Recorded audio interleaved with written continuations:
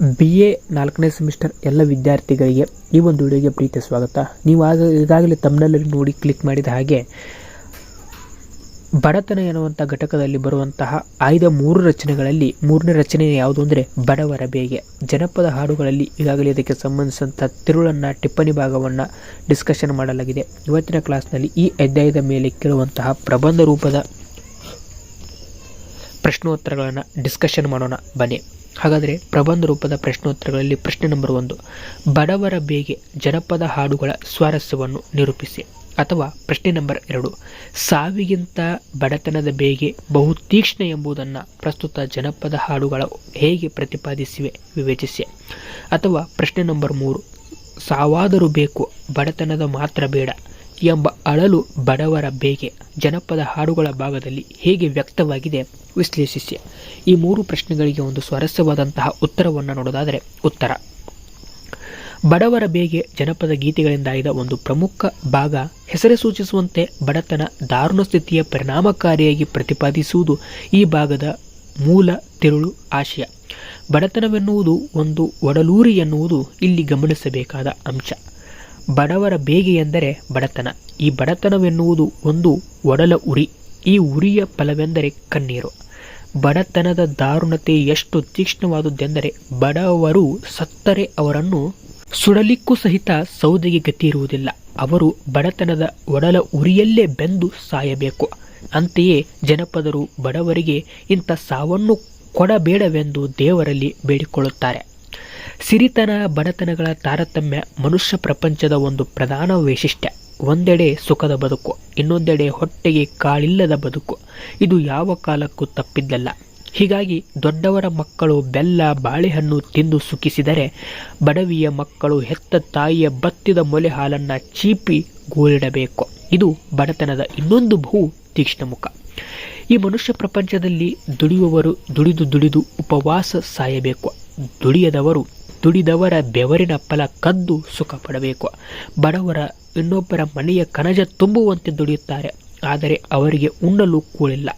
ಕವಣೆಯನ್ನು ಬೇಸಲಾರದಷ್ಟು ಬಲಹೀನತೆ ಅವರಿಗೆ. ಕೂಲಿಯ ಬಡವರ ಬದುಕು ಸುಡಬೇಕು. ಆ ಜನಕ್ಕೆ ಸುಖವಿಲ್ಲ ಎಂದು ಅಳಲು ಜನಪದರದು. ಮನುಷ್ಯ ಪ್ರಪಂಚದಲ್ಲಿ ಶ್ರೀಮಂತಿಕೆಗೆ ಇರುವ ಮರ್ಯಾದೆ ಬಡತನಕ್ಕೆ ಯಾವತ್ತೂ ಇಲ್ಲ.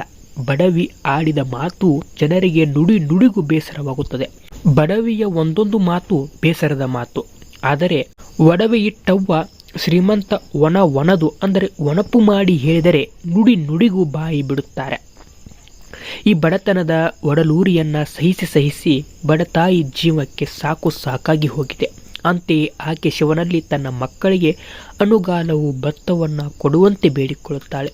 ನುಚ್ಚಂಬಲಿ ಮಾಡಿ ಸಲಹುವುದಾಗಿ ಹೇಳುತ್ತಾಳೆ ಎಂಬುದು ಇಷ್ಟು ಪ್ರಬಂಧ ರೂಪದ ಪ್ರಶ್ನೋತ್ತರಗಳಿಗೆ ಸಂಬಂಧಿಸಿದಂತಹ ಉತ್ತರಗಳಾಗಿತ್ತು ಅಂತ ಹೇಳ್ತಾ, ಈ ಉತ್ತರವನ್ನು ಟಿಪ್ಪಣಿ ಭಾಗವನ್ನು ಕೇಳಿದರೆ ಇದೇ ಉತ್ತರವನ್ನು ಬರೆಯಬಹುದು, ಅಥವಾ ಪ್ರಬಂಧ ರೂಪದಲ್ಲಿ ಕೇಳಿದ ಪ್ರಶ್ನೆಗಳಿಗೂ ಇದೇ ಉತ್ತರವನ್ನು ಬರೆಯಬಹುದು ಅಂತ ಹೇಳುತ್ತಾ, ಇನ್ನು ಮುಂದುವರೆದು ಈ ಅಧ್ಯಾಯದ ಕೊನೆಯ ಘಟ್ಟನೆ ಯಾವುದು ಅಂದರೆ 1 ಅಂಕದ ಪ್ರಶ್ನೋತ್ತರಗಳು. 1 ಅಂಕದ ಪ್ರಶ್ನೋತ್ತರಗಳಲ್ಲಿ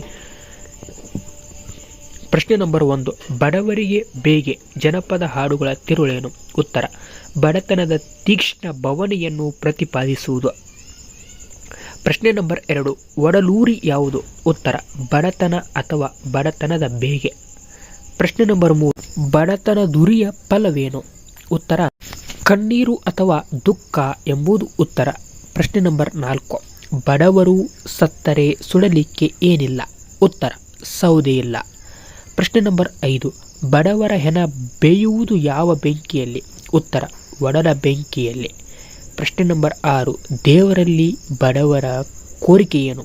ಉತ್ತರ, ಬಡವರಿಗೆ ಒಡಲ ಬೆಂಕಿಯಲ್ಲಿ ಬೇಯುವ ಸಾವನ್ನು ಕೊಡಬೇಡ ಎನ್ನುವುದು. ಪ್ರಶ್ನೆ ನಂಬರ್ 7, ದೊಡ್ಡವರ ಮಕ್ಕಳು ತಿನ್ನುವುದೇನು? ಉತ್ತರ, ಬೆಲ್ಲ ಬಾಳೆಹಣ್ಣು. ಪ್ರಶ್ನೆ ನಂಬರ್ 8, ಏನೂ ಇಲ್ಲದ ಬಡವಿಯ ಮಕ್ಕಳಿಗೆ ಯಾವುದು ಗತಿ?